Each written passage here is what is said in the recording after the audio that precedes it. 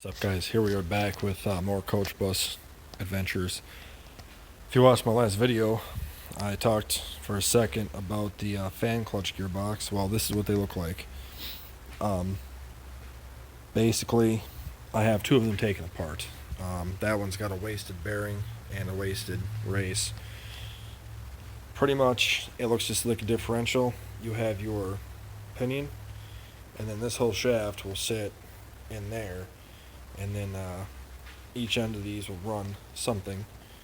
But the seals went bad. They're really easy to replace. Just pull the races off and the seals come off, and then you just get a bag of seals like this, and then you just toss them on there.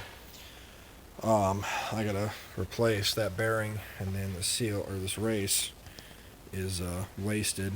Tons of metal shavings in there. So, waiting for that for tomorrow, and then I'll press that off at my shop press at home.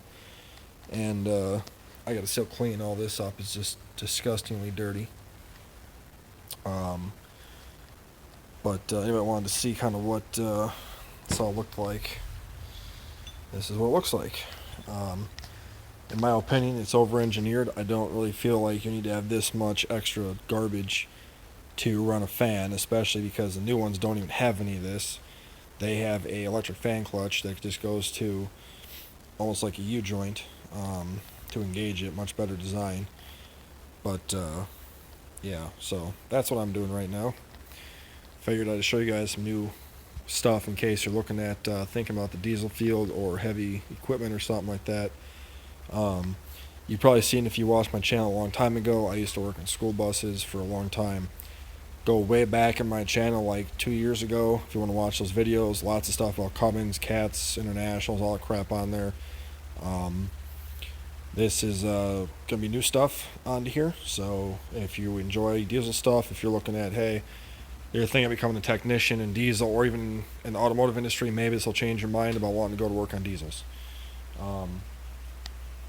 I would show you guys the bus in full, but they don't want the name on my channel for some reason. So I shouldn't say they don't. I didn't ask them, and I don't want to cause any issues at my job, so I'm just not showing the side of the bus here. But either way, this is kind of what I'll be doing now, is just rebuilding stuff and working in coach buses. These are front shocks for a coach bus. And then these bushings go like that. And then basically everything on a coach bus is rebuildable. Nothing really just gets replaced. It's usually all rebuildable for the most part. So that's about it, though. So any you guys got any questions or anything, let me know. I also got to rethread these holes. Or not this one. Where was it? I don't think it was this. No, it was this one right here. Come on, focus. Well, this bolt is all messed up. Phone sucks. It's got messed up threads. I rethread the bolt and the hole. Somebody over tightened these bolts, the two bottom ones down here, into that case the last time it was rebuilt. Probably the frickin' impact, and then they pulled the threads right out of the aluminum, and getting it back out, it melted the aluminum in there.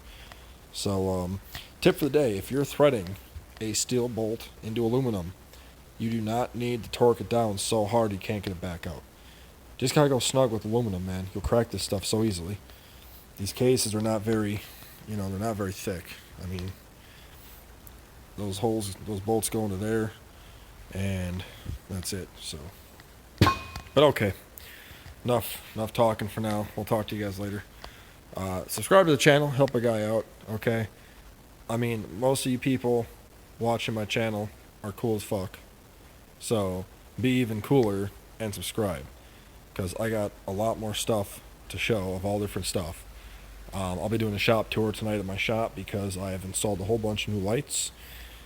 So stay tuned for that. So, peace out.